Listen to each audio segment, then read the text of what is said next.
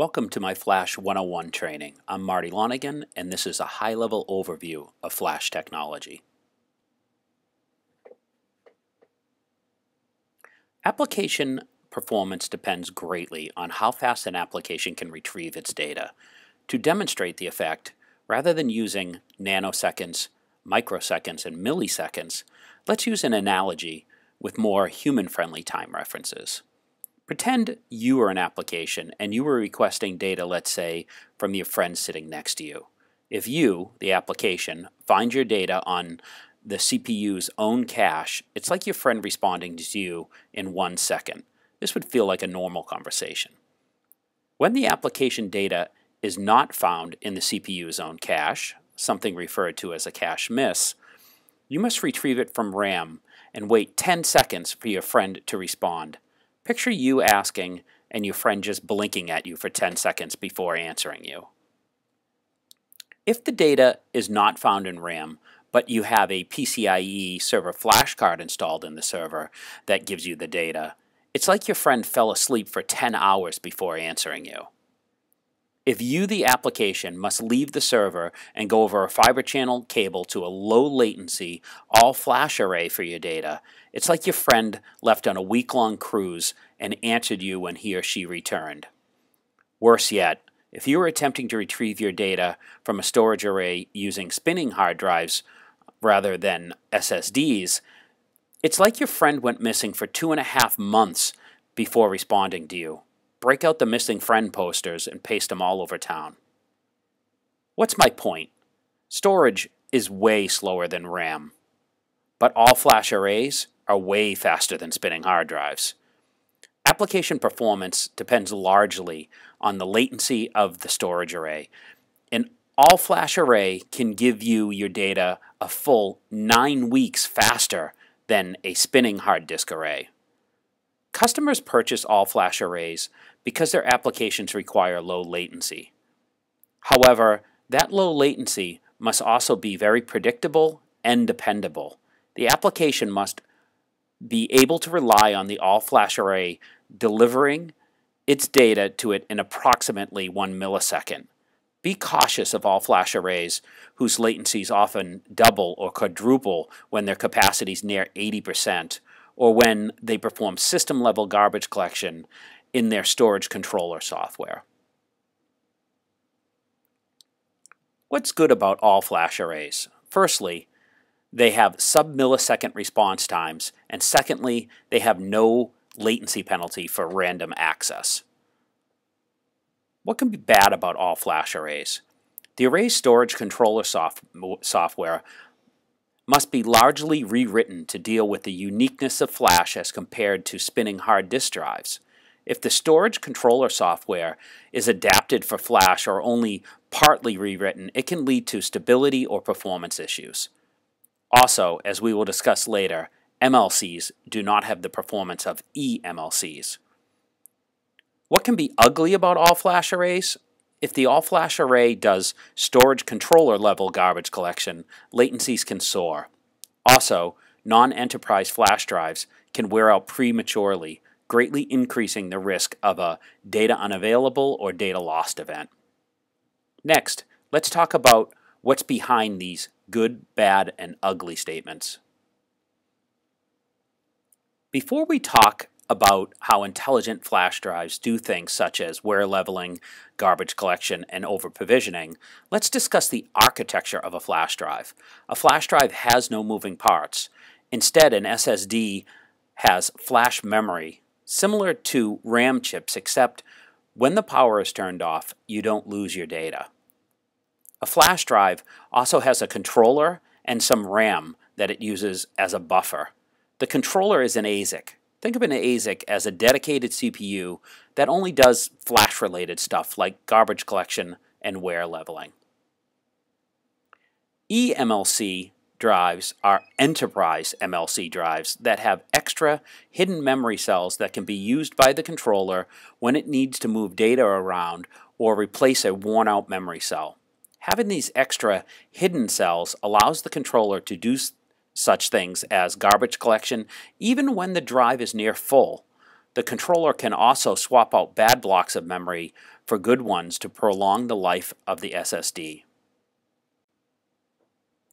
In 2008, EMC completed a tremendous amount of research on flash drives to determine how best to integrate them into their Symmetrics array.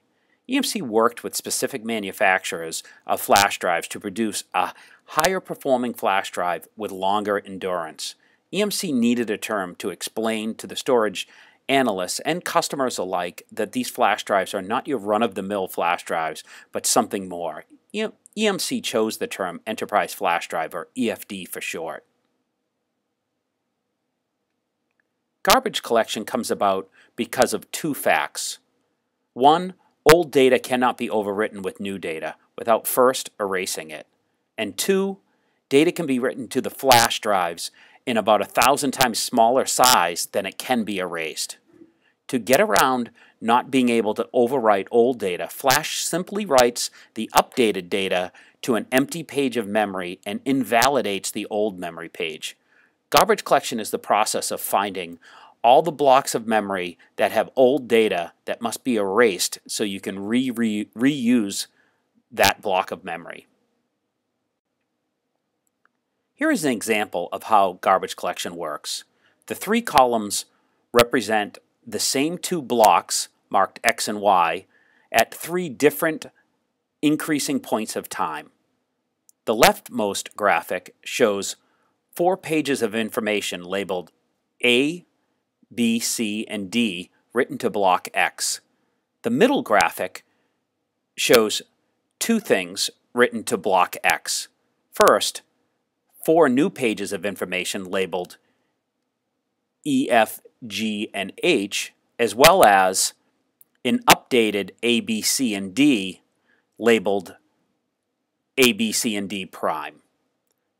Note that the NAND memory does not allow pages to be overwritten, so the SSD must write the modified A through D pages to new empty pages and mark the old A through D pages as invalid.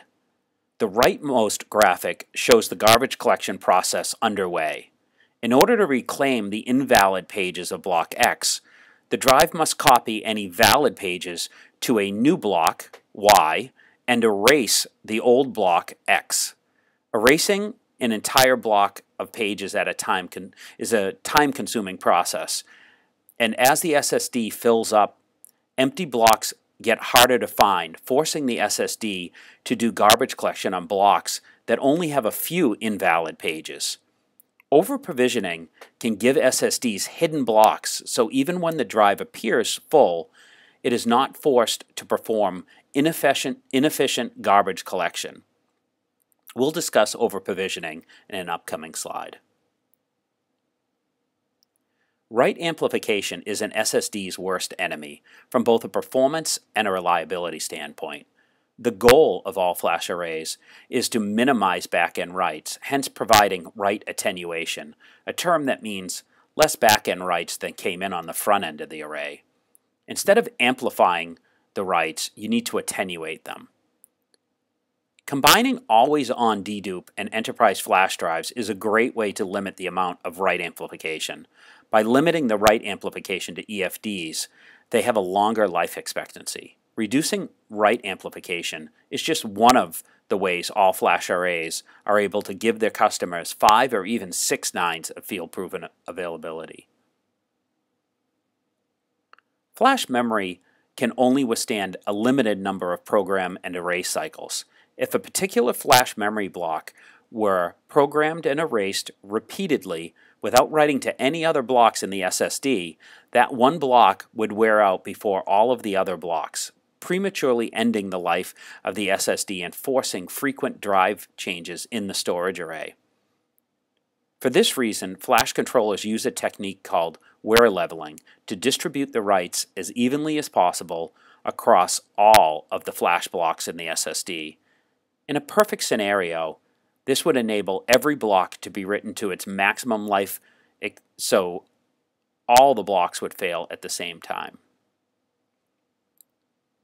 Over-provisioning of memory cells is a way of giving the flash drive's controller extra memory cells. These hidden or extra memory cells allow the controller to operate more efficiently and the drive to last longer.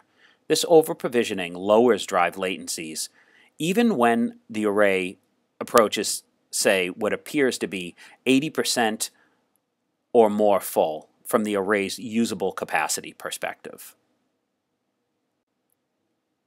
So what conclusions can we draw from this? All flash arrays are much faster than spinning hard disks, but they have limitations that you must be cautious of. While it is true that flash drives have no moving parts, they do wear out with use. Enterprise-grade flash drives give customers the reliability that they demand for their critical business applications. All flash arrays must leverage the strengths of flash technology while avoiding the pitfalls.